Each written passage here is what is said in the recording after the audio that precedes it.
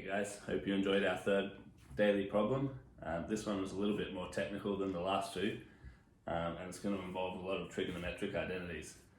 But it's nice to actually see these being used in a problem. So I think a lot of high school math, you just get a whole bunch of identities to prove, but they never seem that useful. So we'll see them being used here a lot. Alright, so we've got this set up here. We've got an angle theta, and this angle here is double that. And we're trying to find what x should be. So the first thing I want to do is try and use this common edge to link the two triangles together, right? We know this length here, somehow we have to use that information to work out x. And so I'm going to introduce these two unknowns. So we'll have A on that side in red,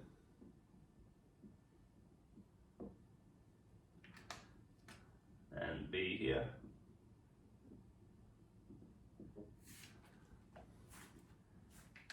And the other thing to note is that this angle here is also theta. Okay, and the reason that's theta is because if we look at this big triangle here, that angle has to be 90 minus theta. And then if we then take that into this smaller triangle here, it tells us that that small angle has to be theta as well. Alright, so now we can use these two little triangles to work out A and B. So using this triangle on the left here, we have tan theta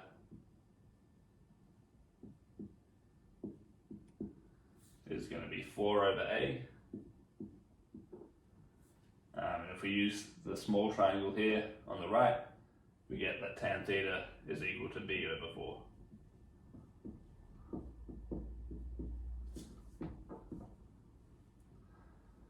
Okay, so we're now going to solve these for A and B. So this one here tells us that A is equal to 4 over tan theta. And this here tells us that B is equal to 4 times tan theta.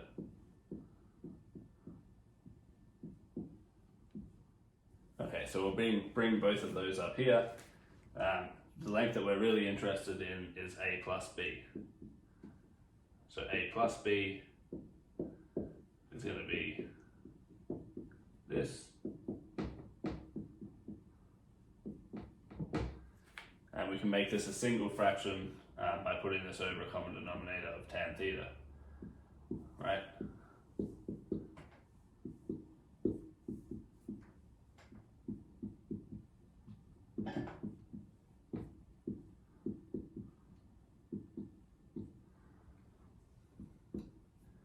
And so sorting out the top line, we can factor out the 4, and we have 1 plus tan squared theta over tan theta. So bringing that up here, this is where we're going to use our first identity.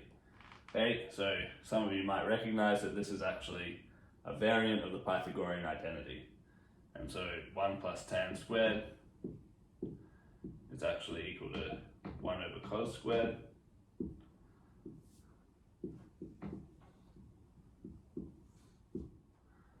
Okay, so now that we have a nice expression for this length here, we can use the top right angle triangle to try and work out what x is. Right, so if we use sine of 2 theta, we get that that's equal to x over A plus B.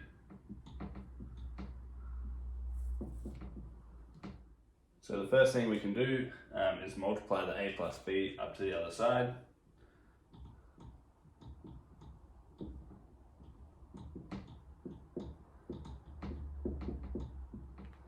And the second thing we're going to do is use our double angle identity here. Right, so that tells us that sine of 2 theta is equal to 2 sine theta times cos theta. And now sort of the only thing left to do is use our expression for A plus B. So we can replace this .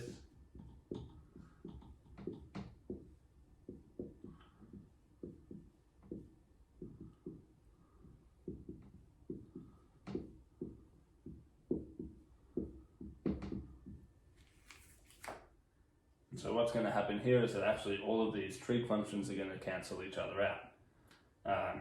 So sec squared times cos is going to give you 1 over cos, and so now this whole top part we have 8 times sine over cos, which is tan, and that cancels with the tan at the bottom, and so the only thing that's left is the 4 times 2, and so we have that x must be 8.